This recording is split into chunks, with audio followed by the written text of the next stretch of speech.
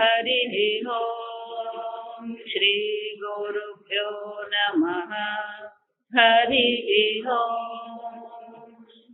ओम् पार्थाय प्रतिबोधितां भगवता नारायणेन स्वयं व्यासेन ग्रथितां पुराणमुनिना मध्ये महाभारतम् अद्वैतामृतवर्षिणीं भगवतीम् अष्टादशाध्यायिनीम् अम्ब त्वामनुसन्दधामि भगवद्गीते भवद्वेषिणीम् नमोऽस्तु देव्यासुविशालबुद्धे पुल्लारविन्दायतपात्रनेत्र येन त्वया भारतशैलपूर्णः प्रज्वालितो ज्ञानमय प्रदीपः प्रपन्नपारिजाताय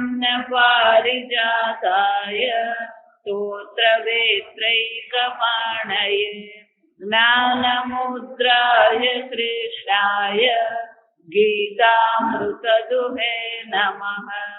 सर्वोपनिषदो गावः दुग्धा गोपालनन्दनः पार्थो वत्ससुधीर्भोक्ता दुग्धं गीतामृतं महद वसुदेवसुतं देवं कंसचाणूरमर्दनं देवकी परमानन्दं कृष्णं वन्दे जगद्गुरुं भीष्मद्रोणतथा जयद्रथजला गान्धारनीलोत्पला शल्यग्राहवती कृपेण वहने कर्णेन वेलाकुला अश्वत्थामविकर्णघोरमकरा दुर्योधनावर्तिनी स्तोत्रेणा खलु पाण्डवैरननदी कैवर्तककेशवः पाराशर्यवचः गीतार्थगन्धोत्कटम् नानाख्यानककेसरं हरिकथा सम्बोधनाबोधितम् लोके सज्जनषट्पदैरहरः प्रेतीयमानं मुदा भूयात् भारत कलिमल प्रध्वंसिन श्रेयसे मूकं करोति वाचालं पङ्गुं लङ्घयते गिरिं यत्कृपातमहं वन्दे परमानन्दमाधवम् यं ब्रह्मा वरुणेन्द्ररुद्रमरुतः स्तुन्वन्ति दिव्यैस्तवैः वेदैः साङ्गपदक्रमोपनिषदैः गायन्ति यं सामगाः ध्यानावस्थिततद्गतेन मनसा पश्यन्ति यं योगिनः यस्यान्तं न विदुःसुरासुरगणाः देवाय तस्मै नमः। ॐ सहना भवतु सहनौ भुनक्तु सह वीर्यं करवावहै तेजस्विनावधीतमस्तु मा विद्विषावहै। ॐ शान्ति शान्ति शान्ति। श्लोक नंबर 37 अध्याय पहलो श्लोक 37 तस्मान्नार्हा वयं हन्तुम् धार्तराष्ट्रान् स्वबान्धवान् स्वजनं हि कथं हत्वा सुखिनः स्याम माधव यद्यप्येते न पश्यन्ति लोभोपहत चेतसः कुलक्षयकृतं दोषम् मित्रद्रोहे च पातकम् कथं न ज्ञेयमस्माभिः पापादस्मान्निवर्तितुम् कुलक्षयकृतं दोषम् प्रपश्यद्भिर्जनार्दन कुलक्षये प्रणश्यन्ति कुलधर्मः सनातनाः धर्मे नष्टे कुलं कृत्स्नम् अधर्मोऽभिभवत्युत अधर्माभिभवात् कृष्ण प्रदुष्यन्ति कुलस्त्रियः स्त्रीषु दुष्टासु वार्ष्णेय जायते वर्णसङ्करः साक्षात नारायण श्री કૃષ્ણ ભગવાન સામે ઉભા છે. ભલે સ્વાર્થી બન્યા પણ સાક્ષાત નારાયણ જ ભગવાન સ્વરૂપે ત્યાં છે, શ્રી કૃષ્ણ સ્વરૂપે છે ત્યાં. છતાં પણ અર્જુનનું મન એક વાત પર જ્યાં અટકી પડે, સામે ભગવાન ઉભા છે, એ ભગવાનની સામે એ દલીલ કરી ચાસમ. તર્ક વિતર્ક કરવું સારી વસ્તુ જ છે, વિવેક કરવો પણ સારી વસ્તુ જ છે, પણ આપણી સામે કોણ ઊભું છે પણ શું હોવું જોઈએ? વિવેક હોવો જોઈએ આપણા. અર્જુન કોની સામે દલીલ કરી રહ્યો? ભગવાનને સમજાવી રહ્યો કે આ યુદ્ધ કરવા યોગ્ય નથી. જો આ વિચાર, એને યુદ્ધ કરવું નથી. કેમ? સ્વજનમ હિ કથમ હત્વા સુખિનઃ સ્યામ માધવ. ભગવાન, આ સ્વજનોને મારીને અમે સુખી કેવી રીતે થઈ શકીએ? આમ એ ભગવાનને પોતાની દલીલ રજૂ કરી રહ્યો કે મારે યુદ્ધ કરવું નથી. કેમ નથી કરવું? કેમ? પાપમેવાશ્રય. ગઈકાલે જોયું કે ભગવાન આમાં તો પાપ જ રહેલું છે, અને પાપ કર્મ છે, તો પછી ભગવાન અમારે આ કર્મ કરવું જોઈએ નહીં. કર્મ અકાર્ય છે, કરવા યોગ્ય કર્મ છે જ નહીં ભગવાન. આ કોને કહી રહ્યો છે? વિચારવાનું. પાપ કોને કહેવાય? પુણ્ય કોને કહેવાય? ધર્મ કોને કહેવાય? અધર્મ કોને કહેવાય? આ સમજવાનું. આપણે એવું માનીએ પેલું જૂઠું બોલ્યો એટલે પાપ. નાના બાળકોને આપણે શીખવતા, બાળકોને માટે બરાબર. પણ પાપ કોને કહેવાય? પુણ્ય કોને કહેવાય? ધર્મ કોને કહેવાય? અધર્મ કોને કહેવાય? આપણી બુદ્ધિ નિર્ણય નહીં કરે. જો સમજજો, ગમે એટલા ધર્મશાસ્ત્ર જાણનાર હોય છતાં ભગવાન શું કે છે? કવયોપી તત્ર મોહિતા કે ગહના કર્મણો ગતિ. અર્જુન, આ કર્મની ગતિ ગહન છે. કવિ કોને કહેવામાં આવે? જો વિચાર, ક્રાંતદર્શિની. આપણી બે આંખ આપણને જે બતાવે છે એનાથી વિશેષ પ્રકારે જે જોનાર છે એને કવિ કહેવામાં આવે. તિથલ આપણે કાયમ જતા હોઈએ, અથવા 10મે માળે આપણે રહેતા હોય વર્ષોથી, રોજ સૂર્યાસ્ત જોઈએ. આપણે રોજ સૂર્યાસ્ત જોતા જ હોઈએ, અને એમાં પણ જયારે થોડા ઘણી પેલી વાદળીઓ હોય તો વાદળી કેસરી રંગની રોજ જ આપણે જોઈએ. જો વિચાર, પણ ક્યારે આપણા મનમાં એવું આવ્યું કે આવું ચિત્ર બનાવું? હે? ક્યારે આપણા મનમાં એવું આવ્યું કોઈ કવિતા લખું સૂર્યાસ્ત પર? પણ ધારો કે કોઈ ચિત્ર પ્રદર્શનમાં આપણે જઈએ અને કોઈ જે સરસ મજાનું પેલું સૂર્યાસ્તનું ચિત્ર બનાવ્યું, એ જોઈને આપણને શું થાય? આ કેવું સરસ છે.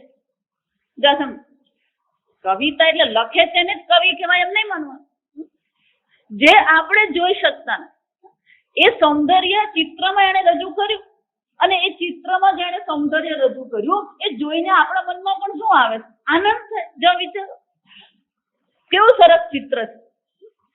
આ બધા ગ્રીટિંગ્સ કાર્ડ હોય એમાં એવું છે, એ કાર્ડ જોઈને આપણને આનંદ થાય, પણ રોજ હાંજ પડે સૂર્યાસ્ત જો એની સામે નજર કરવાની આપણને સમય નહીં હોય.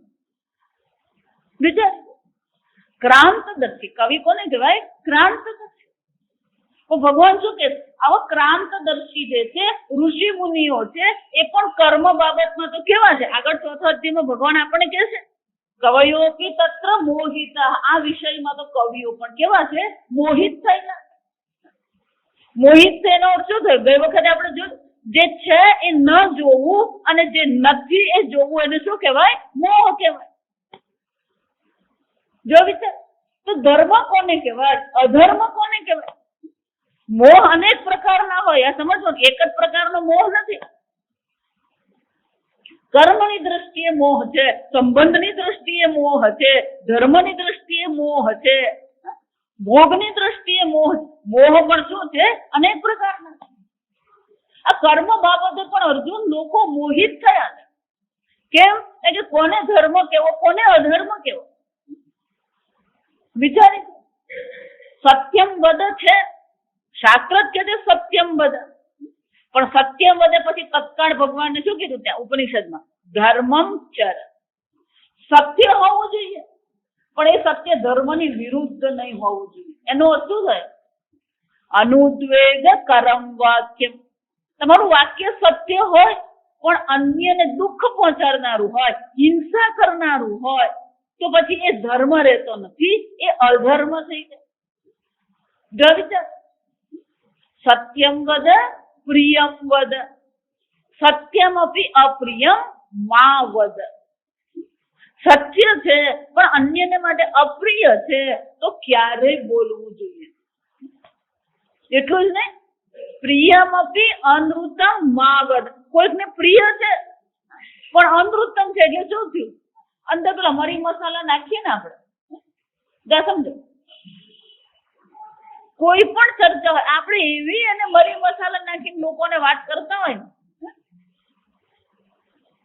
વિચાર, તો શું કે પ્રિય હોય પણ અનૃતમ હોય તો પણ શું છે? માવદ. એતદ ધર્મ સનાતન. આ સનાતન ધર્મ. વિચાર, તો ધર્મ અને અધર્મનો નિર્ણય આપણે નહીં કરી શકીએ. ધર્મ અને અધર્મનો નિર્ણય કોણ કરે છે? શાસ્ત્ર કરે છે. શાસ્ત્રના વિધાનથી ધર્મ છે. તમારી બુદ્ધિમાં છે ધર્મ અને અધર્મ. આ સમજો, દરેક મનુષ્યને ખબર છે જૂઠું બોલવું કોને કહેવાય, ચોરી કરવી કોને કહેવાય, આ બધું ખબર છે.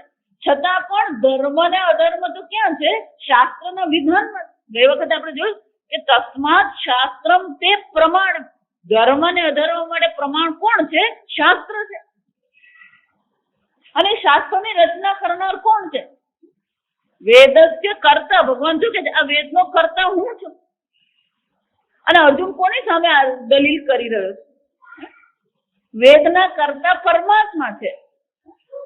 એ પરમાત્માની સામે અર્જુન અત્યારે શું કરી રહ્યો છે? ભગવાન આને પાપ કહેવાય. જા સમજ.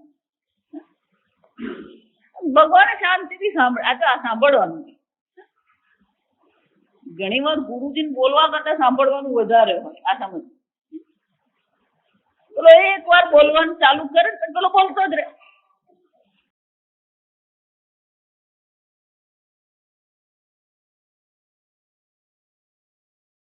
ભગવાન શાંતિથી સાંભળી રહ્યા. જો સમજો, પેલો દલીલ પણ દલીલ કરી રહ્યો. ભગવાન શું કરી રહ્યા છે? ચૂપચાપ સાંભળી રહ્યા. એટલે એ ભગવાનને એને શું કહ્યું? ભગવાનની સામે એને દલીલ કરી. સુખી ના હશે કેવી રીતે ભગવાન અમે સુખી થવાના? આ તો પાપ અમે એવા છે. આ તો પાપ જ છે ભગવાન. એટલે ભગવાન આગળ કહે છે આપણને, કર્મણી એવ તવ અધિકાર, કર્મમાં તારો અધિકાર છે, મા ફલેષુ કદાચ. કર્મફળ પાપ છે કે પુણ્ય છે એનો નિર્ણય અર્જુન તું નહીં કરે. કોને પાપ કેવું, પુણ્ય કેવું, એનો નિર્ણય કરવાનો તને ન કદાચ તને. જો આ સમજ, આપણને એક દ્રષ્ટિએ પાપ લાગે પણ એ પાપ જ છે એવું જરૂરી નથી. ક્યારેક કોઈ પરિસ્થિતિ એવી આવી પડે કે આપણે શું કરવું પડે. હું હંમેશા એટલે દ્રષ્ટાંત આપું કે કોઈના પિતાજી અચાનક ગુજરી ગયા હોય અને આપણને સમાચાર મળ્યા તો સીધું એને જઈને શું કરવાનું? એ પેલી વલસાડની ભાષા, અરે તાર બાપ મરી ગયો,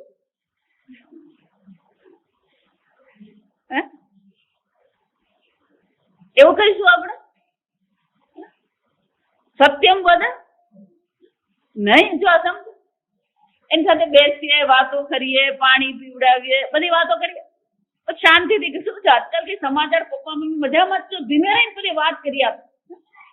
જો વિચારો, સમજવાનું ક્યારેક જૂઠું બોલવું પડતું હોય. બારડોલીમાં એક એવો એક્સિડન્ટ, 4 જણા ગયા વડોદરા, પછી આવતા હતા, આવતી વખતે પેલા ભાઈને જરા જોખું આવી ગયું, હાંકવા વાળો, મળસ્કાનો સમય હોય, ઠંડો પવન હોય એટલે જરાક શું થાય, જોખું આવી જ જાય. પેલા ભાઈને જરાક જ જોખું આવ્યું, ગાડી આખી ફંગોળાઈ ગઈ. ગાડી ફંગોળાઈ ગઈ અને ફેંકાઈ ગઈ. આગળ જે બેઠેલા ને એ લોકો બચી ગયા, પાછળ પણ જે પેલા આગળ પતિ પત્ની હતા, પાછળ પતિ પત્ની હતા, મિત્રો જ હતા. હવે પાછળ જે બેઠેલા એમાં આ બાજુ જમણી બાજુ પર પેલી પત્ની બેઠેલી, પેલું જેવો આંચકો લાગે ને બારણું ખુલ્યું, પત્ની શું થઈ ગઈ, બહાર ફેંકાઈ ગઈ. આ પાછલું બારણું ખુલી ગયું, આમ જોરથી ઇમ્પેક્ટ આવે ને એટલે પેલું બારણું દબાય એટલે શું થાય, ખુલી જાય. આ બાજુનું બારણું ખુલ્યું ને પતિ પણ શું થયા, ફંગોળાય. એ જયારે ફંગોળાય ત્યારે સામેથી શું આવે, ટ્રક આવી. જા સમજ, પેલા 2 જણાને પણ વાગ્યું, પેલા બેન પણ એકદમ ફંગોળાઈ ગયા, તેમને માથામાં જરા વાગ્યું એટલે બેભાન થઈ ગયા. પછી પેલા બધા 108 આવીને બધા હોસ્પિટલમાં લઈ ગયા. રવિ પેલા બેન ભાનમાં આવ્યા તો એમને તત્કાળ શું કરવાનું, સમાચાર આપવાના. વિચાર, એમને તત્કાળ એમ જ કહી દીધું કે એમને તો પેલી બહુ વધારે પડતું વાગ્યું હતું ને એટલે મહાવીર હોસ્પિટલમાં લઈ ગયા. જા ત્યાં પછી સત્યમ વધે ચાલે નહીં, હંમેશા સમજવાનું. પાપ કોને કહેવાય? આ જૂઠું બોલે એટલે પાપ લાગે. અર્જુન શું વિચારી રહ્યો, આ બધા સ્વજનોને મારીને અમને શું થશે, પાપ લાગશે. પણ અર્જુન, પાપનો નિર્ણય કરનાર તું કોણ? આ સમજો. એટલું જ નહીં, એ બીજો નિર્ણય શું કરે કે આ બધા વગર અમે સુખી થઈશું નહીં. જો વિચાર, હંમેશા એક વસ્તુ યાદ રાખવાની, આ જગતમાં કોઈ વસ્તુ નિત્ય છે જ નહીં. કઈ વસ્તુ નિત્ય છે આ જગત? એનો અર્થ શું થયો, કોઈ પણ વસ્તુ વગર હું રહી શકું એ આપણા મનમાં પહેલો નિર્ણય થવો જ જોઈએ. જો આપણા મનમાં નિર્ણય થઈ ગયો કે આના વગર હું રહી શકું નહીં, તો પછી શું થવાનું, દુઃખિત થવાના આપણે. એટલે ક્યારેક ને ક્યારેક એ વસ્તુ શું થવાની, આપણાથી છૂટી થવાની જ છે. કોઈ વસ્તુ સાથે છે જ નહીં. એટલે વેદાંત બહુ સરસ કે સંયોગા વિયોગાંતઃ. આ સંયોગ ક્યાં સુધી છે, પણ વિયોગ નહીં થાય ને ત્યાં સુધી જ છે.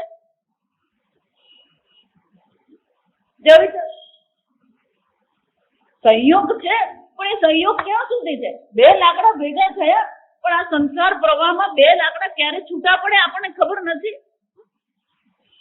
જો સાચું કહું, પતિ પત્ની પેલા ભેગા રહે ને એ લોકોને એમ જ થાય કે અમે તો એકબીજાની ભેગા હાલે, પણ કોણ વહેલું જવાનું કોણ મોડું જવાનું ખબર છે આપણને? સમજો, આના વગર પણ હું રહી શકું. જો સમજ, આ બુદ્ધિ જો આપણે કેળવીએ તો પછી આપણને કોઈ દુઃખી નહીં કરે. પણ અર્જુને નિર્ણય શું કરી લીધો? આ બધા વગર હું સુખી થઈ શકું એમ છે જ ને. એનો અર્થ શું થાય? આને પરતંત્રતા કહેવાય. આને શું કહેવાય? પરતંત્રતા. જો આ પતિ પત્ની જ નહીં, આપણે ખાવા પીવામાં આ જ હાલત છે, આપણી કપડામાં આ જ હાલત છે, ઘરમાં આપણી આ જ હાલત છે. એટલે અમારે એક ભાઈ એ ગમે ત્યાં ગયો ને રાત્રે ભલે 2 વાગે પણ એ ઘરે જ પહોંચી જાય. કેમ? કારણ કે એમને એમના રૂમ વગર ઊંઘ આવે નહીં. પેલું 1.5 ઇંચનું ઓછીકું જોઈએ, પછી પેલો પંખો 2 પર જોઈએ, બારી અડધી ખુલ્લી જોઈએ, જાત જાતના આપણે પરતંત્રતા. રોટલી તો ગરમ જ જોઈએ. કેટલી પરતંત્રતા! સવાર રાત્રે સુઈ જાવ ત્યારે જરાક વિચારજો, આના વગરની ચા તો આવી જ જોઈએ. પેલી વાઘ બકરી ચા, એમાં પાછો પેલો એવરેસ્ટ નો ચા મસાલો.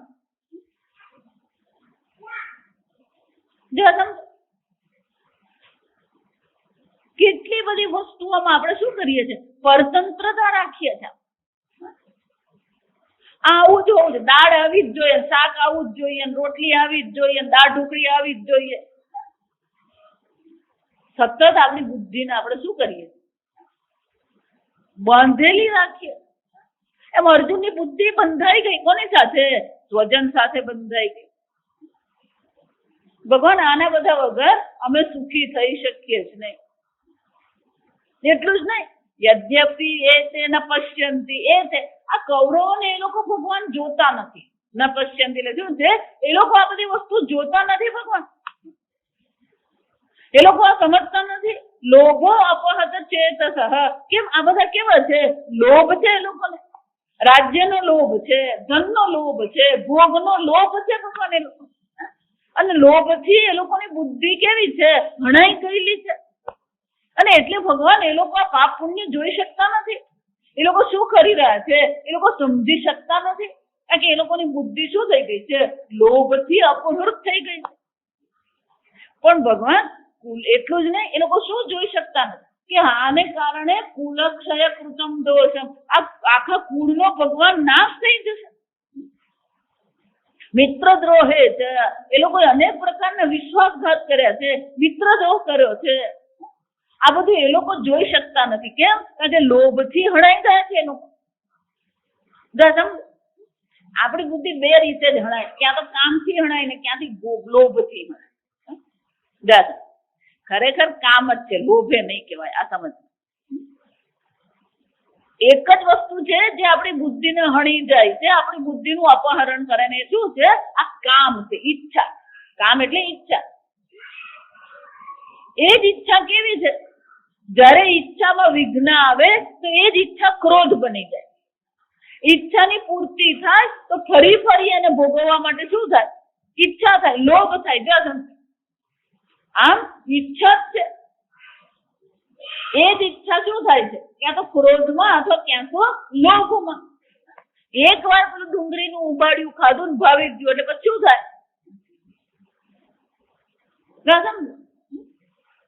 એક વાર પેલો હાફૂસનો આઈસ્ક્રીમ ખાધો એટલે પછી શું થાય? બીજી વાર ખાય, ત્રીજી વાર ખાય, ચોથી વાર ખાય. વિચાર, લોભ લાગવાનો. એમ કૌરવોને પણ ભગવાન, આ કૌરવ છે, શકુની છે, આ બધા તો લોભથી હણાઈ ગયા છે. એટલે એ લોકોને ખબર પડતી નથી. પણ કથમ ને જ્ઞેયમ અસ્માભિઃ. પણ ભગવાન અમે કેમ આ સમજતા નથી? અમારે તો આ સમજવું જોઈએ. આમ પોતાની ડાયો બતાવે. જો આને શું કહેવાય? આ બધા લોભથી હણાઈ ગયા પણ અમે બધા શું છે? ડાયા છે. આને જો તમે, તું ડાયો છે અને તું ધર્મનિષ્ઠ છે તો પછી રડી હું કામ રહ્યો તું? પ્રશ્ન ક્યાં છે? દુઃખી તો તું થઈ જ રહ્યો છે અર્જુન. ભગવાન અમે કેમ જોતા નથી? કેમ? પાપાદસ્માન નિવર્ત. આ પાપમાંથી કેમ પાછું વળવું એ ભગવાન અમે કેમ સમજતા નથી? કુલક્ષય કૃતમ દોષમ પ્રપશ્યત વીર જનાર્દન. હે જનાર્દન, અમે તો આ જોઈ જ રહ્યા છે કે આને પાપ જ કહેવાય. કુળનો નાશ કરવો એ મોટામાં મોટું પાપ છે. અને એ પાપ અમે તો પ્રકર્ષિત બી, અમે તો જોઈ જ રહ્યા ભગવાન. અને જો અમે આ કુળના નાશ જોઈ રહ્યા હોય, સમજી રહ્યા હોય, તો પછી અમારે આ યુદ્ધ કરવું જ નહીં જોઈએ ભગવાન. કેમ? કારણ કે કુળનો જો નાશ થઈ જશે. જો આ સમજવાનું બહુ સુંદર ચર્ચા છે. હવે પછીના જે શ્લોકો છે ને બહુ સુંદર ચર્ચા છે. આજે લોકોના મગજમાં એવું આવી ગયું છે કે વેદ જે કઈ કહે ને બધું ખોટું. લોકો એવું માને છે કે આ કુળની કોઈ જરૂર જ નથી. આજે કુળે નથી રહ્યા, સમજો. કુટુંબ એટલે શું થાય? હું અલો અને અલી એ કુટુંબ. જા સમજ. અને કુટુંબ કહેવાય? વિચારો. અને એમાં આપણી સરકારે જાત જાતના નિયમો બનાવે. હમ દો હમારે દો. જો આ સમજ, આ એટલું ડેન્જરસ ખતરનાક વસ્તુ છે જેનો ખ્યાલ આપણને છે જ નહીં. એક 7 જ મિનિટની વિડીયો હું તમને બતાવું તો તમારી આંખ ખુલી જાય. આજે યુરોપમાં એ હાલત છે, આખા યુરોપમાં, સમજો, આખા યુરોપમાં એ હાલત છે કે ત્યાં યુરોપમાં 40% મુસલમાન છે. વિચારી દો. અને આ કેવી રીતે કર્યું? એક પણ બોમ્બ ફોડ્યો નથી ને એક પણ AK-47 એ લોકોએ ચલવી નથી. ત્યાં કોઈ પ્રકારનો આતંકવાદી હુમલો કર્યા વગર જ આખું યુરોપ શું થઈ ગયું છે? જો આ સમજો બરાબર. આપણો દેશ જે અખંડ ભારત જેને આપણે કહીએ, આજે 1857 સાલમાં જેને આપણે ભારત કહીએ, એ ભારત એટલે અફઘાનિસ્તાન એમાં આવી જાય. આ સમજો. જે બધા પહેલાના છે ને એ બધાને ખબર છે. અફઘાનિસ્તાન છે, તિબેટ છે, ભૂતાન છે, નેપાળ છે, જાવા, સુમાત્રા, બર્મા, સિલોન, આ બધી વસ્તુ ક્યાં હતી? ભારતનો ભાગ હતી. આ સમજો. પણ જેટલી વસ્તુ ભારતથી અલગ થઈ, જો આ બરાબર સાંભળજો, ભારતથી જેટલી વસ્તુ અલગ થઈ ગઈ એ બધો મુસલમાન દેશ અત્યારે. તમે થાઈલેન્ડ જુઓ, જાવા, સુમાત્રા જો, બધે શું છે? ત્યાં મુસલમાન છે. આ સમજો. યુરોપમાં એ જ હાલત છે. કેમ? હમ દો હમારે દો. આ સમજો. યુરોપના લોકોને હમણાં આંખ ખુલી, પણ આંખ ખુલી ત્યારે હવે મોડું થઈ ગયું. એ લોકો એક તર્કબદ્ધ રીતે એ લોકો એક વિશ્લેષણ કર્યું. એ વિશ્લેષણમાં એવું કીધું એ લોકો, જો આ સામે બહુ ગણિત, બહુ સીધું ગણિત છે, એમાં કશું કઈ બહુ વિચાર કરવા જેવું નથી.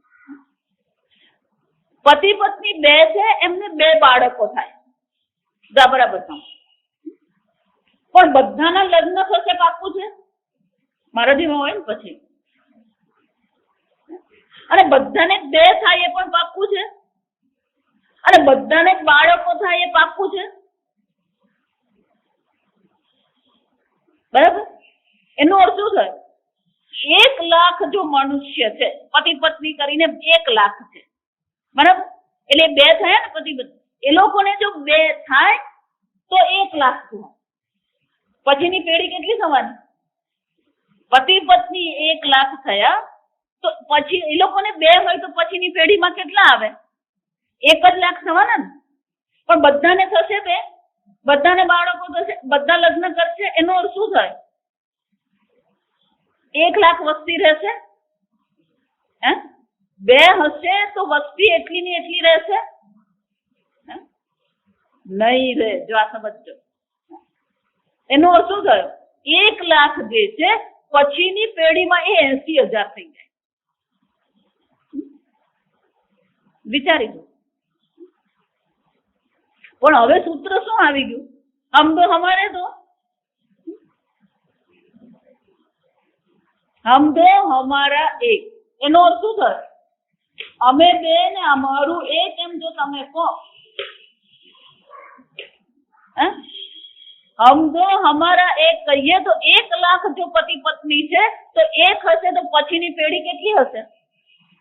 સીધા અડધા 50,000. આ સમજો. 1 લાખ પતિ પત્ની હોય, બંનેને એક બાળક થાય તો સીધી વસ્તી શું થઈ જવાની? અડધી પેઢી. પછીની વસ્તી કઈ થઈ જવાની? અડધી થઈ જવાની. અને પછી પણ હમ તો અમારે એક થયું તો પછીની પેઢી, ત્રીજી પેઢીમાં કેટલા માણસ રહેવાના? 25,000. એક પેઢી 25 વર્ષ કહેવાય. આ સમજો, એક પેઢી એટલે 25 વર્ષની. એનો અર્થ શું થયો? 25 જ વર્ષમાં એની વસ્તી કેટલી થઈ ગઈ? 50%. એટલે આ યુરોપમાં એ લોકોએ વિશ્લેષણ કર્યું કે કોઈ પણ સંસ્કૃતિ, જા સમજો, કોઈ પણ સંસ્કૃતિ જે છે એને જો સાચવવી હોય, એની સાચવણી જો કરવી હોય તો 2 પૂરતા નથી. કોઈ પણ સંસ્કૃતિને સાચવવી હોય તો 2 પૂરતા નથી. અને ગણિતની ભાષામાં જો કહીએ તો એને 2.1 કહેવાય. પણ 2.1 હોય નહીં. આ સમજો, 2 બાળક હોય ને તો 3 હોય, 2.1 નહીં થાય. એનો અર્થ શું થાય? જો સંસ્કૃતિ જાળવવી હોય તો ઓછામાં ઓછા કેટલા બાળક હોવા જોઈએ? 3. ઓછામાં ઓછા કહું છું, જો આ સમજો. કારણ કે ગુરુ નાનક બહુ વર્ષો પહેલા કહી ગયા. જો આ સમજો, ગુરુ નાનક કહી ગયા ઓછામાં ઓછા 4 પુત્રો હોવા જોઈએ. પુત્રી પછી ગમે તેટલી થાય. આ સમજો. પણ પુત્રો કેટલા હોવા જોઈએ? 4 હોવા જોઈએ. કેમ? કે કોઈ પણ સંસ્કૃતિની રક્ષા 4 પાયાથી થાય. જો આ સમજો, કોઈ પણ સંસ્કૃતિ અમારે રક્ષા કરે તો 4 પાયા જોઈએ. આ બિલ્ડિંગ જે છે આમાં વસ્તુ ઊભું નથી રહ્યું. જો દરેક ઈંટ એની શું કરી રહી છે? કોઈ પણ સાંકળ હોય, એ સાંકળ પણ ક્યારે રહે? સાંકળની તાકાત કોણ નક્કી કરે? એમાં એક જ સાંકળની એક જ કડી જો નબળી હોય તો શું થઈ જાય? આખી સાંકળ શું થઈ જાય? નકામી થઈ જાય. તો કોઈ પણ સંસ્કૃતિ 4 પાયા પર. પહેલો પાયો ને પરિવાર કહેવાય. પહેલો પાયો કોને કહેવાય? પરિવાર. એને કુળ, અહીંયા આગળ એ શબ્દ કયો છે? કુળ. જો આ સમજ, પરિવાર. બીજો પાયો જે છે એને સમાજ કહેવામાં. બીજો પાયો શું છે? સમાજ. ત્રીજો પાયો રાષ્ટ્ર કહેવાય. ચોથો પાયો ધર્મ કહેવાય. એટલે ગુરુ નાનક એવું કહેતા કે 4 પુત્રો હોવા જોઈએ. એક પુત્ર પરિવારને સાચવે, એક પુત્ર સમાજ સેવા કરે, ત્રીજો પુત્ર જે છે એ રાષ્ટ્રની રક્ષા માટે સૈનિક બને, અને ચોથો પુત્ર જે છે એને શું બનાવવાનો છે? સંન્યાસી બનીને ધર્મની રક્ષા કરે. એનો અર્થ શું થયો? નાર માતાજી અમારે એક બહુ થઈ ગયું. ભગવાન એ કુળની ચર્ચા કરે છે. એનો અર્થ શું થાય? 2.1 એટલે 3 તો હોવા જ જોઈએ યુરોપની ગણતરી પ્રમાણે. અત્યારે ત્યાં શું હાલત છે આ સમજો. વસ્તી વધારો જે છે એ 2.1 હોવો જોઈએ, તો જ પછી તમારી સંસ્કૃતિ બચે. અત્યારે ત્યાં હાલત શું છે? તો કે જર્મનીમાં વસ્તી વધારો 1.6 છે. યુરોપના દેશમાં તમે જુઓ તો 1.6, 1.7, 1.8 એવો વસ્તી વધારો છે ત્યાં. અને એ લોકોએ ચોખ્ખું કહી દીધું કે 1.8 થી નીચે વસ્તી વધારો જાય પછી એ ઇરરિવર્સિબલ છે. ઇરરિવર્સિબલ એટલે કે પછી તમે વસ્તી વધારો કરી શકો નહીં. વિચાર. અને બધા ક્યાં પહોંચી ગયા છે? વિચાર. એનો અર્થ શું થયો? એ લોકો કહે છે કે 2025 આવશે ત્યારે યુરોપની સંસ્કૃતિ શું થઈ ગઈ હશે? પણ આવું કેમ થયું? કે એ લોકોની વસ્તી વધારો 2 કે 1 જ છે. આ સમજો, 1.6 છે. પણ એની સામે મુસલમાનોની જે વસ્તી વધારો છે એ કેવી છે? 8ની છે. વિચાર. આપણે 2 ને 3 અટકીએ છે ને એ લોકોની કેટલી વસ્તી વધારો છે? 8નો છે. જા તમે વિચાર સમજ. કુળક્ષય કૃતમ દોષ, આ ચર્ચા એની છે. આ સમજ, કુળનો જો નાશ થઈ ગયો તો પછી સંસ્કૃતિ બચાવવાનો કોઈ પ્રશ્ન રહેતો નથી. હવે વિચારો, જો બે બાળકો છે તમારા, પતિ અને પત્ની છે બે, એ લોકોના બે બાળકો છે. સમજો પરિવાર, આગળ અનેક વાર હું ચર્ચા કરી ગઈ કે બે દીકરા જો તમારા છે તો પછીની જે પેઢી આવશે એ પેઢીમાં શું થશે? એને ફોઈ મળશે, કાકા મળશે, પણ ફોઈ મળશે એને નહીં. છોકરી જે પરણીને આવી બે બહેનો જ છે, જો આ સમજો, તો એના બાળકને માસી મળશે પણ મામા મળશે નહીં મળે. એનો અર્થ શું થાય? ધારો કે એક છોકરો ને એક છોકરી છે તો પણ શું થવાનું? ફોઈ છે પણ કાકા નથી. છોકરી છે તો મામા છે પણ માસી નથી. એનો અર્થ શું થાય? માતા પિતા એ કુળમાં મુખ્ય છે, પણ દરેક બાળકને માટે માતા પિતા સિવાય બીજા 4 ની જરૂર પડે: મામા, માસી, કાકા અને ફોઈ. કેમ? કે આપ વિચારો, કોઈ પણ સમસ્યા આવે ત્યારે આપણે કોની પાસે જઈએ? મમ્મી સાથે માથાકૂટ પડતી હોય, આપણે ગુજરાતીમાં કહેવત છે, માં મરે પણ માસી જીવે. આ ગુજરાતીમાં કહેવત છે. કેમ? કે મમ્મી સાથે ખટપટ થાય તો કોને કહેવાનું? માસી. મમ્મીને કહે ને મમ્મી સમજતી જ નથી. ચાલો, પપ્પા સાથે ખટપટ થાય તો ફોઈબા હોય જ, ફોઈબા. પપ્પા સમજતા જ નથી. પપ્પાને કોણ, મારે ઇલેક્ટ્રિકલ કરવું છે, પણ પપ્પા મિકેનિકલ કે ફોઈબા બધું કામ પતાવી આપે. જા, ફોઈબા જ નહીં રહે તો કરવાના શું પછી? એટલે પછી બાળકો અને માતા પિતા વચ્ચે જે સમાધાન કરાવનાર જે 4 જે છે એ 4 રહેશે. વિચારો, આપણે કઈ દિશામાં જઈ રહ્યા? અને આપણા મગજમાં એક નાખી દીધું, 50 વર્ષથી દરેક હિન્દુના મગજમાં એક જ વસ્તુ નાખી દીધી છે: ભારતમાં વસ્તી વધારો છે. વસ્તી વધારો છે એટલે વધારે હાથ છે, વધારે આંખ છે, વધારે પગ છે, વધારે બુદ્ધિ છે. એનો અર્થ શું થયો? એ વધારે હાથ અને વધારે પગને કેમ સંચાલન કરવું એ શીખવાની જરૂર છે. વસ્તી ઘટાડો કરવાની જરૂર નથી. આ સમજો. ના માતાજી, 1.25 અબજ કેમ? 1.25 અબજ નહીં, ભલે 1.5 અબજ થાય, શું ફરક પડવાનો? સમજો, આપણે હજી એ પોઈન્ટ પર પહોંચ્યા નથી જ્યાં યુરોપ પહોંચ્યું છે, પણ આપણે પણ જો નહીં જાગીએ તો શું થવાનું? અત્યારે સરકારમાં એ જ હાલત છે. આ સમજો, અત્યારે સરકાર કોણ ચાલે? સરકારના નિર્ણયનો આધાર કોના પર છે? આ લઘુમતી પર છે. આપણો એક જ દેશ છે જ્યાં બહુમતીને કોઈ પ્રકારનો હક જ નથી. વિચારી દો, લોકશાહી કોને કહેવાય?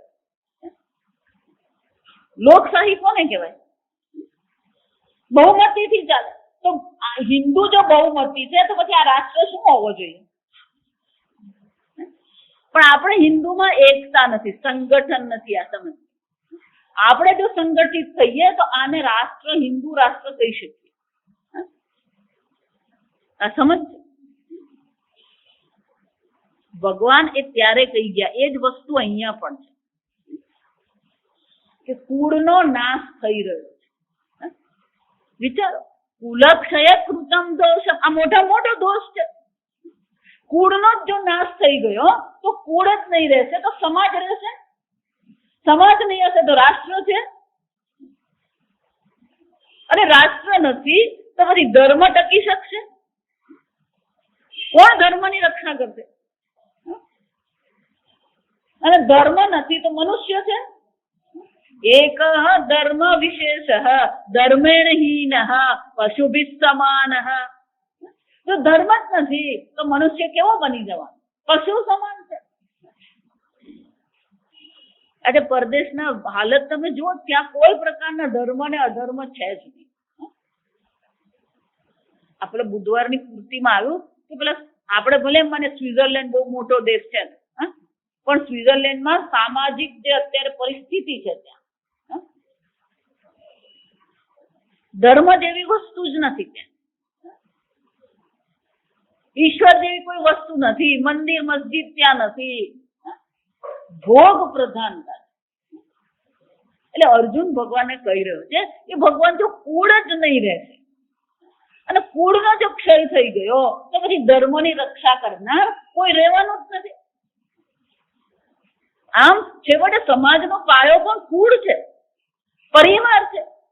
પણ પરિવાર જ જયારે તૂટી જતા હોય ને પરિવાર જો તૂટી ગયો તો સમાજ તૂટે અને સમાજ તૂટે તો પછી ધર્મ પણ રહી શકે નહીં. જો આમ આ હમ દો હમારે દો અથવા હમ દો હમારા એક શાના માટે છે? આ હિન્દુ ધર્મને તોડવા માટે. સમજો. અને બધા કોઈને પણ અલકો એટલે ભાઈ 2 તો 3 તો જોઈએ. નાર માતાજી બહુ ખર્ચો થાય. એ બધા પોતાનું નસીબ લઈને આવ્યા જ હોય. તારે કોઈ ખર્ચો કરવો જ પડતો નથી. બધા પોતાનું નસીબ લઈને આવેલા જ હોય. આપણે એવું માનીએ એના નસીબમાં હશે તો શું થવાનું? એને મળી જ રહેવાનું. આપણે નસીબ બનાવનારા છે કોઈને? કોઈનું નસીબ લખનારા આપણે નથી. આ સમજો, વિચારી જો. કુલક્ષય. અર્જુન કહે છે ભગવાન આ કુળનો ક્ષય થઈ જશે. જો એટલે આગળ પણ મેં કીધું, અર્જુન જેટલી પણ ચર્ચા કરે છે કે દલીલ કરે છે ને ધર્મયુક્ત જ છે. એની દરેક દલીલ કેવી છે? ધર્મયુક્ત. ધર્મથી વિરુદ્ધ તો છે જ નહીં. આ સમજ. કુળક્ષય કૃતમ દોષમ. જો વિચાર.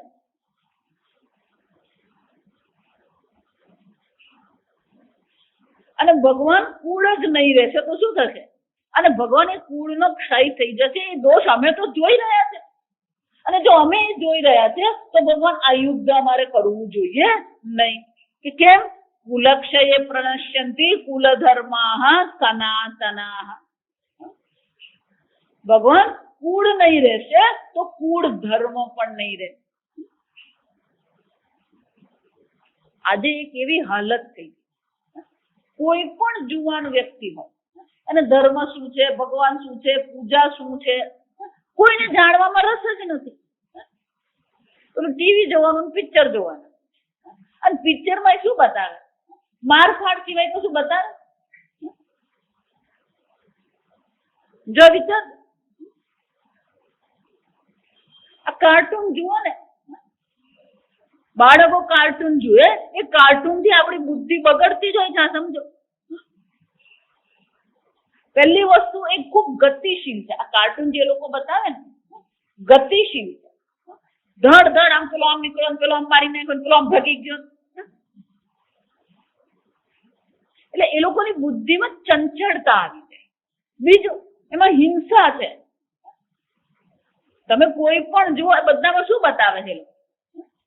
હિંસા તો ના, પેલા મારી નાખો, આને મારી નાખો, આમ ગાડી ચલવી, આમ ગાડી. પણ એના સંસ્કાર શું પડવાના બુદ્ધિમાં?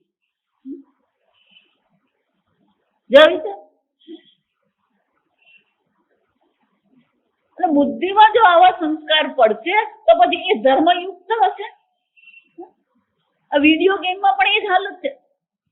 અમેરિકામાં બધી વિડીયો ગેમ ત્યાં આગળ મા બાપે ના પાડી દીધી કે અમારે કોઈ વિડીયો ગેમ બાળકોને રમાડવી જ નથી. કેમ? કે વિડીયો ગેમમાં શું કરવાનું? પેલો બેફામ ગાડી હાંકતો હોય. પેલો વિડીયો ગેમમાં એવું આવે, ગમે તેમ ગાડી હાંકતો હોય. એટલું જ નહીં, પેલો સામે કોઈ આવે એટલે શું કરવાનું? પેલા મશીન ગન જ ફેરવવાનું. 3-4 વર્ષનું બાળક શું શીખી રહ્યું છે? એને શાના સંસ્કાર પડી રહ્યા છે? મશીન ગન ચલાવવા. પછી એના મા બાપ આગળ પછી એની વાણીમાંથી મશીન ગન જ ફરતી હોય. આ વિચારે. અર્જુન કહે છે કે ભગવાન આ કુળનો જો ક્ષય થઈ ગયો તો કુળનો જે ધર્મ છે, ધર્મ એટલે મર્યાદા. સમજો. કુળની જે મર્યાદા છે એ રહેશે. મા બાપ કોને કહેવાય, મા બાપ સાથે કેમ વાત કરવું, વડીલો સાથે કેમ વાત કરવું, વૃદ્ધો સાથે કેમ વ્યવહાર કરવો. જો વિચાર, જે સમાજમાં વૃદ્ધોની સેવા થતી નથી એ સમાજ ક્યારેય ટકે નહીં. એટલે ગુજરાતીમાં આપણી કહેવત છે, ગરડા વગર ગાડું ચાલે.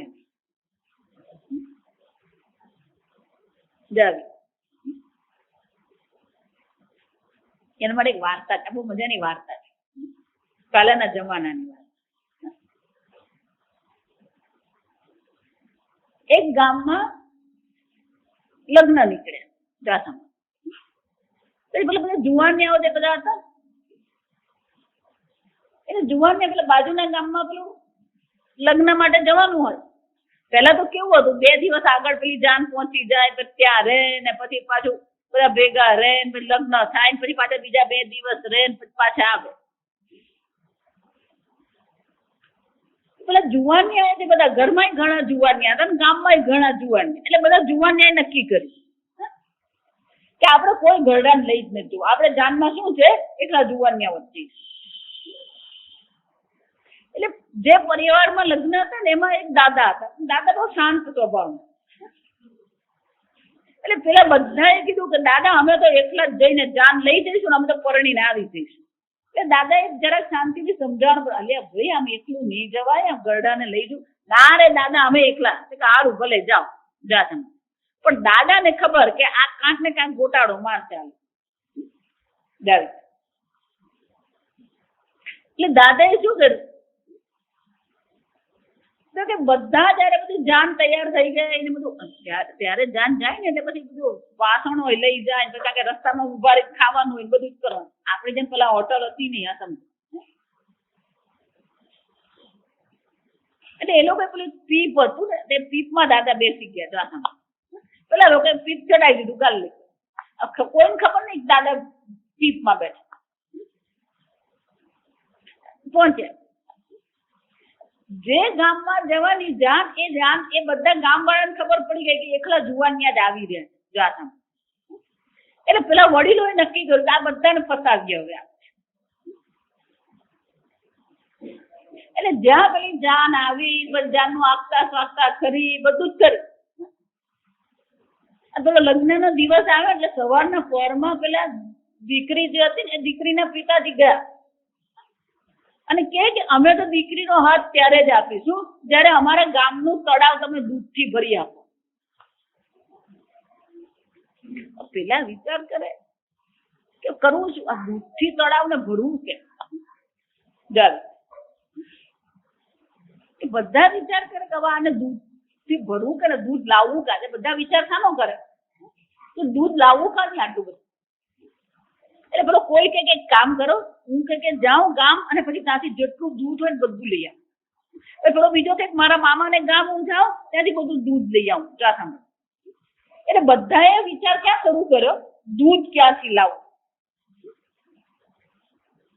અને એકદમ સન્નાટો બધે, કોઈ બોલે નહીં ચાલે. એટલે પેલા દાદા પેલા પીપમાં બેઠા ને જોયું કે એકદમ બધું શાંત થઈ ગયું. ને વિચાર કરે કે આ બધું શાંતિ કેમ થઈ ગઈ અચાનક? આમ નાચતા કૂદતા હતા, ગીત ગાતા હતા, લગ્નના ગીત ચાલતા અને અચાનક શું થઈ ગયું? સન્નાટો જ નહીં, મણમણ અવાજ દાદાને સંભળાય ને પીપમાં બેઠા. પણ એટલી ખબર પડી કે કઈ ગડબડ છે. એટલે ધીમે ધીમે આપણે પીપમાં અવાજ કર્યો. અવાજ કર્યો ને એટલે પછી પેલા લોકોને એમ થયું આમાંથી ક્યાં અવાજ આવે. એટલે એ લોકોને થયું કે અહીંયા વળી શું નીકળ્યું. એટલે ધીમે ધીમે પછી દાદા બાદ બોલ્યા, અલ્યા ભાઈ કોઈ નથી, દાદા બેઠો, ખોલ પીપ.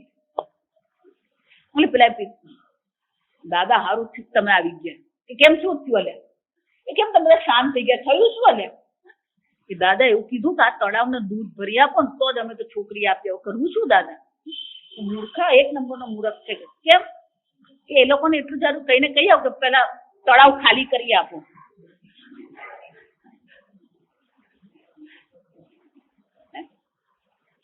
દૂધ ભર્યા ક્યારે? તળાવ ખાલી કરે તો બાપા એવો તો વિચાર અમને આવ્યો જ નહીં કે એટલે તો કીધું.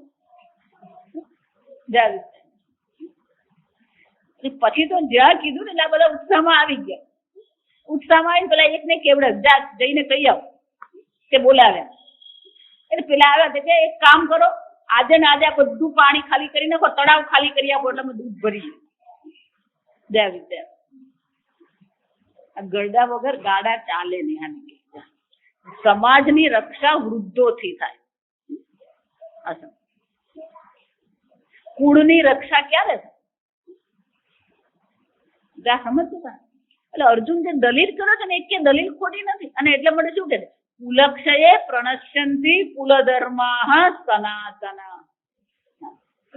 કુળ જ નહીં રહેશે તો કુળ ધર્મ ક્યાંથી રહેવાનું? કેમ? કુલ સંબંધી કુલ પદે ને જો શંકરાચાર્યજીની જેવી ભાષ્ય છે ને એવી એક શંકરાનંદ મહારાજ થઈ ગયા. એમની ટીકા છે. શંકરાચાર્યજી મહારાજે પહેલા અધ્યાય પર કોઈ ટીકા નથી લખી, એમનું ભાષ્ય નથી. પણ આ શંકરાનંદજી મહારાજ બહુ સરસ સમજાવે કે કુળ એમ કહીએ ને તો કુળનો અર્થ શું થાય? કુળ એટલે મનુષ્યને બનેલું. જો સમજ એટલે કે છે કુલ પદને કુલ સંબંધી પુરુષાહ લક્ષ્યંતે. કુળ એટલે કોણ છે? ત્યાં આ બધા પુરુષો છે, સંબંધીઓ છે. અને જો એ સંબંધીઓ જ નહીં રહેશે તો પછી શું થશે? કુલક્ષયે કુલ ધર્મ પ્રવર્તક પુરુષ ક્ષયે. ખરેખર કુળનો ક્ષય એટલે કે કુળના ધર્મનું પાલન કરનારા લોકોનો શું થઈ જશે? નાશ થઈ જશે. આગળ ભગવાન આપણને કહેવાનું યદ્યદાચરતિ શ્રેષ્ઠ તત્તદેવ ઇતરજન. શું કરવું, કેવી રીતે કરવું, આ બધું આપણને કોણ કહે છે? આપણો વડીલો આપણને કહે. તો કુળ ધર્મને પાલન કરનારા જે પુરુષો છે એનો જો નાશ થઈ ગયો, એ વંશ પરંપરા જે આપણી જે છે એ વંશ પરંપરાથી જે કુળ ધર્મો જે છે એ કુળ ધર્મ જ નહીં રહેશે. અને જો કુળ ધર્મ જ નહીં હશે તો પછી કુળ પણ શું હશે? એટલે શું કે છે? કુલ ધર્મ સનાતના ધર્મે નષ્ટે કુલમ કૃષ્ણમ અધર્મ અભિભવતી ઉત. અને જો કુળ ધર્મ જ રહેશે નહીં અને કુળ ધર્મનો જો નાશ થઈ ગયો તો સંપૂર્ણ કુળ પર કોનું રાજ થઈ જશે? અધર્મનું રાજ થઈ જશે. જો આજ હાલત પરદેશમાં છે. તમે એ લોકોને મામા કોણ ને કાકા કોણ ને દાદા કોણ, દાદી કોણ ને બનેવી કોણ, કઈ એ લોકોને કઈ મળે નહીં. કોઈ મામા કાકા જેવું મળે નહીં, દાદા દાદી જેવું મળે નહીં. આપણે તો પેલું મામાના શાળા ને ત્યાં લગ્ન હોય ને તોય આપણે જઈએ. જો વિચાર એ લોકોને આવું બધું સમજાવે ને તો એ લોકોને મગજમાં ઉતરે નહીં. પેલો મામા ને પછી મામાનો સાડો ને પછી સાડાના છોકરાના લગ્ન. પરદેશના લોકો અહીંયા આવે ને, આ બધી મલ્ટીનેશનલ બધી કંપનીઓ આવે ને, બધા પરદેશીઓ બધા અહીંયા આવે. એ પરદેશીઓને ખરેખર અહીંયા આગળ મજા પડી ગઈ. કેમ કે આવું બધું એ લોકોને ત્યાં જોવા મળે ને. આવી કુટુંબની ભાવના, સમાજની ભાવના, આવા ઉત્સવો. જો વિચાર, ઉત્સવ પ્રિયા મનુષ્ય. આ મનુષ્યને ઉત્સવો ગમે છે. અને ઉત્સવ જો મહાશિવરાત્રી આવી, બધા શું કરતા? ભેગા મળીને બધા કરતા. ગણેશ ચતુર્થી આવી એટલે 10 દિવસ પછી શું કરવાનું? બધા યુવાનને એવું લાગી ગયા. જો હમણાં કોક મને કીધું આપણે ભારતમાં કોઈ ધર્મ રહ્યો જ નથી. મેં કહ્યું જેટલા પણ ધર્મ સ્થળ પર જે જાય છે ને એ બધા યુવાનની જ જાય, 50 ની અંદર વાળા જ છે. અને ગણેશ ચતુર્થી ઉજવવા વાળા, આયોજન કરવા વાળા બધા કોણ છે? એ 60 ને 70 ના છે? કોઈ નહીં. એ ટ્રકમાં ટ્રકે કરવાની, મંડપે લાવવાનું, ટ્રકમાં ગણપતિ દાદા લઈ આવવાના, વળી પાછું ટ્રક કરીને ગણપતિ દાદાનું વિસર્જન, આ બધું કરવા વાળા કોણ છે? 40-50 વર્ષ છે. અમુક જગ્યાએ તો પેલા યુવક મંડળો છે બધું. અહીંયા તો જન્માષ્ટમી તમારા વલસાડમાં, જન્માષ્ટમી મટકી ફોડ થાય, એમાં પણ શું કરવાનું? આખું જન્માષ્ટમી ને દિવસે આખું વલસાડમાં શું ચાલતું હોય? ઉત્સવ જ હોય. પણ તું તારે રસ્તે ને હું મારે રસ્તે જન્માષ્ટમી ઉજવવાના. જો વિચાર, ત્યાં તો લગ્ન એટલે પણ શું? બધાએ ચર્ચમાં ભેગા થવાનું, ચર્ચમાં પેલા લગ્ન થઈ ગયા, પેલા પતિ પત્ની ગાડીમાં ઉચકાઈ ગયા ને આપણે ઘેર જઈને ખાવું છે, હુઈ જવાનું. અહીંયા તો લગ્ન નીકળે એટલે પેલો 4 દિવસ સુધી શું ચાલતું હોય? ગણ ભરવાનો, મંડપ મુહૂર્ત ને ગણેશ સ્થાપન ચાલતું છે. આ બધું સામાજિક છે. જો આ સમજો એટલે અર્જુન કહે છે કે ભગવાન કુળ જ નહીં રહે, કુળ ધર્મ પણ નહીં રહેશે તો પછી અધર્મ ધર્મ નહીં રહેશે તો શું થવાનું? અધર્મ આવીને ઉભો જ રહેવાનો છે. ધર્મ એટલે મર્યાદા. કોની સામે શું બોલીએ, કેટલું બોલીએ, કયું કરીએ, કયું ન કરીએ. જો સમજ, ધર્મ નહીં હોય તો પછી સમાજ કે પરિવાર રહી શકતો નથી. એટલે અર્જુન કહે છે ભગવાન આ યુદ્ધમાં તો બધા નાશ પામશે અને નાશ પામશે તો આખા ને આખા કુળનો નાશ થઈ જશે. કુળનો નાશ થઈ જશે તો કુળનું ધર્મનું પાલન કરનારા રહેશે નહીં તો પછી આનું અનુકરણ કોનું કરશે? વિચાર. અને અર્જુન કેમ ચિંતા કરી રહ્યો? ગઈ વખતે આપણે જોયું કે યુદ્ધ ભૂમિમાં 4 પેઢી ઉભી છે. અત્યારે યુદ્ધ ભૂમિમાં શું છે? 4 છે. ભીષ્મ પિતામહ છે, દ્રુપદ છે, આ બીજી પેઢી. અર્જુન, પાંડવો, કૌરવો ત્રીજી પેઢી. અને પાંડવોના પુત્રો, કૌરવોના પુત્રો, અભિમન્યુ આ બધા શું છે? ચોથી પેઢી છે. એટલે અર્જુન કે ભગવાન 4 પેઢી જો નાશ પામશે તો પછી શું થવાનું? ધર્મનું પાલન કેમ કરવું? ધર્મનું પાલન કરવા વાળા જ નહીં રહેશે. અને જો ધર્મનું પાલન કરવા વાળા નહીં હોય તો હવે પછીની પેઢીને ધર્મને શીખવશે કોણ? અનુકરણ કોનું કરશે? જો આજે આ જ હાલત છે. સમજો, બાળકો કોનું અનુકરણ કરે? મને તો શાહરુખ ખાન બહુ ગમે. શાહરુખ ખાન ગમે ને મને તો ઋતિક રોશન બહુ ગમે. પછી એના જેવા વાળ રાખે, પછી એના જેવા કપડા પહેરે. આપણે કોનું અનુકરણ કરી રહ્યા? એ લોકોનું જીવન તો જુઓ કેવું છે. જીવન અનુકરણને લાયક છે જીવન. આપણને ખબર નથી કારણ કે પિક્ચરમાં કેવા બતાવે ને અંદરથી કેવા હોય. કેટલાક એક્ટરો તો એવા છે જે લોકો ચેઇન સ્મોકર એટલે શું છે? મોઢામાં સિગરેટ હોય જ. વિચાર, વર્ષો પહેલા એક કુટુંબમાં પેલું ટીવી હતું ચોથા. દાદા અને પછી પેલો પૌત્ર બે સાથે બેસીને ટીવી જુએ. અને ટીવીમાં પણ સિરિયલમાં શું બધા જ્યાં કોઈને પણ ડિપ્રેશન આવે ને હાથમાં ગ્લાસ આવી જાય. અને ગ્લાસ કઈ છે તો શરબતનો ગ્લાસ નહીં હોય. આ સમજવાનું.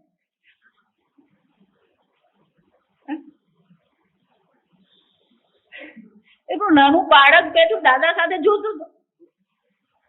એ જુએ છે કે પેલા લોકો હાથમાં ગ્લાસ લઈને પીએ છે. એટલે એક દિવસ પેલો કે દાદા આપણે આ છલબત પીએ.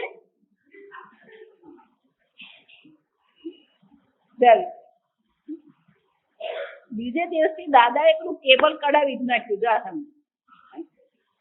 કેમ કે છોકરો શું શીખવાનું? ડિપ્રેશન આવે એટલે શું કરવાનું? પીવાનું. ડિપ્રેશન આવે ભગવાનને મંદિરે જવાનું, ભગવાન નામ લેવાનું, ભાગવત પુરાણ વાંચવાનું, સત્સંગ કરવાનો. અર્જુનને ડિપ્રેશન જ આવેલું છે. સમજો, અર્જુન પર શું છે? હતાશ જ થયેલો છે. હતાશ નિરાશ જ થયો છે. એના હાથમાં દારૂ નથી પકડ્યો. આ સમજો. વિચાર. અને અર્જુન શું કે ભગવાન કુળ નહીં રહેશે, કુળમાં ધર્મના પાલન કરનારા નહીં રહેશે તો બાળકો અનુકરણ કોનું કરશે?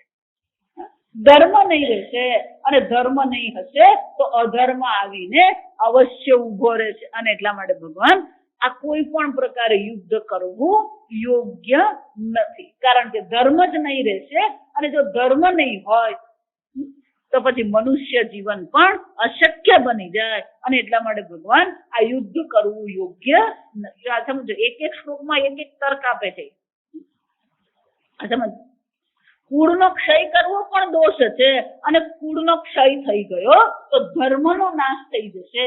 અને જો ધર્મનો નાશ થતો હોય તો પણ ભગવાન યુદ્ધ કરવું યોગ્ય નથી. આગળ આપણે આવતીકાલે આ અધ્યાય ક્યારે પૂરો થાય ને એની બહુ ચિંતા નહીં કરવાની, આપણી સમજદારી ખીલે ને એ મહત્વનું. ઓમ સ્વસ્તિ પ્રજાભ્યઃ પરિપાલયન્તાં ન્યાયેન માર્ગેણ મહિં મહિષાઃ ગોબ્રાહ્મણેભ્યઃ શુભમસ્તુ નિત્યં લોકા સમસ્તા સુખિનો ભવन्तુ કાલે વર્ષતુ પર્જન્યઃ પૃથ્વી સસ્યશાલિની દેશોऽયં ક્ષોભરહિતઃ બ્રાહ્મણા સંતુ નિર્ભયાઃ ઓમ સર્વેષાં સ્વસ્તિર્ભવતુ સર્વેષાં શાંતિર્ભવતુ સર્વેષાં પૂર્ણં ભવતુ સર્વેષાં મંગલં ભવતુ સર્વે ભવन्तુ સુખિનઃ સર્વે સन्तુ નિરામયાઃ સર્વે ભદ્રાણિ પશ્યन्तુ મા કશ્ચિદ દુઃખભાગ્ ભવેत् અસતો મા સદ્ગમય તમસો મા જ્યોતિર્ગમય મૃત્યોર્મામૃતંગમય ઓમ પૂર્ણમદ પૂર્ણમિદં પૂર્ણાત પૂર્ણમુદચ્યતે પૂર્ણસ્ય પૂર્ણમાદાય પૂર્ણમેવાવશિષ્યતે ઓમ શાંતિ શાંતિ શાંતિ હરિ ઓમ શ્રી ગુરુભ્યો નમઃ હરિ ઓમ